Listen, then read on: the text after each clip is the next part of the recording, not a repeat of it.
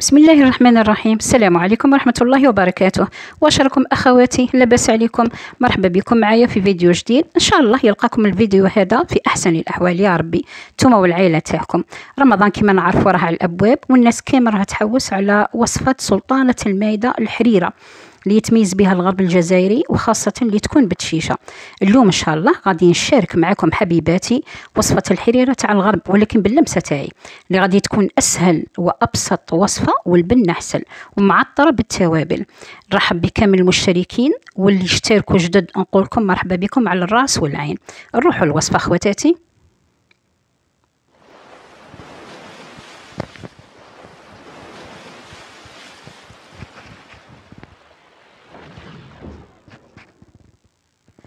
نصلوا على رسول الله صلى الله عليه وسلم. هنا حبيبه حطي في الطنجره تاعك مقدورك تاع اللحم.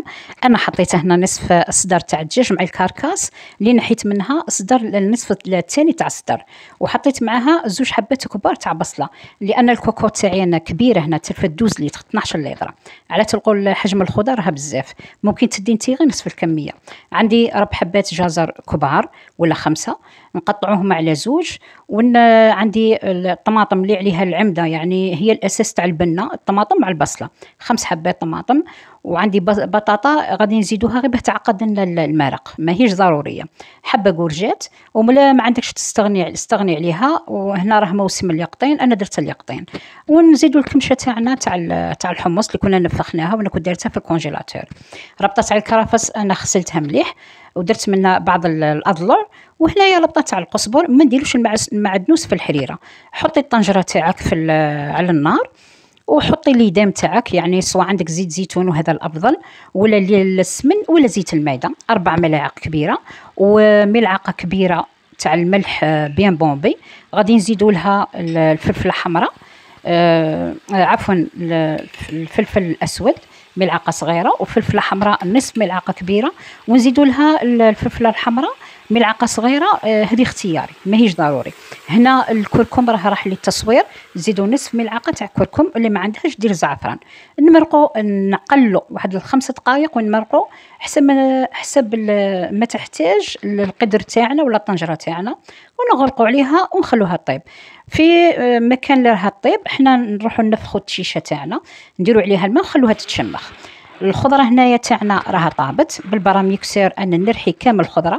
راكم تشوفوني استعملت انا حاجه تاع بلاستيك، لاني طيبت الصباح اني نرحي. راكم تشوفوا التصوير راه مظلم، انا نحيته مع حشيه، يعني البويون راه بارد. اما نتوما ما ترحوش اذا كان المرق راه سخون، ما ديروش في حاجه تاع بلاستيك. كي ترحوه حطوه في الكسكس على القدره، وصفوا كامل هذاك المزيج، وديروا شويه ما باه يتمشى لكم بالخف. راك تشوفوا هاي الشوائب راني نحيتها. هذاك اللي صفيته رجع في الطنجره، ورد الطنجره على النار.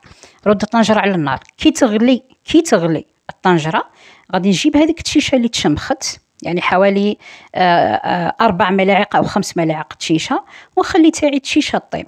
خصها طيب مليح. كي طيب مليح غادي تعقدوا البويون تاعكم ولا المرق تاعكم بواحد 2 مغارف فرينه، تحلوهم في الماء وتحطوهم على هذاك المرق.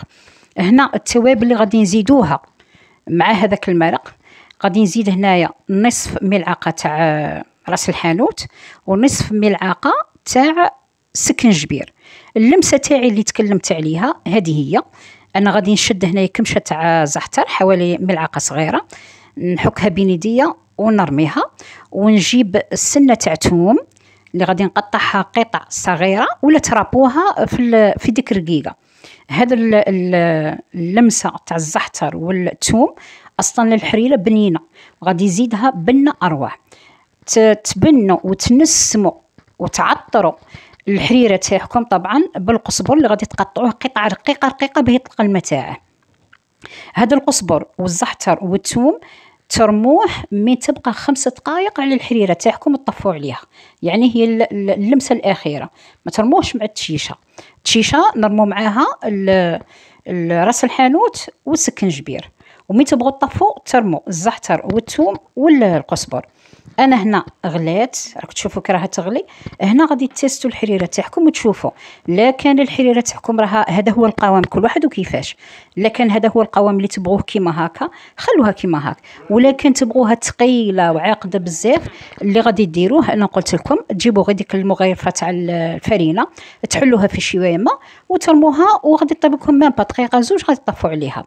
الحريره تاعنا راها واجده في غرفيه في السيرفيس تاعها ما شاء الله، قوام منظر بنه.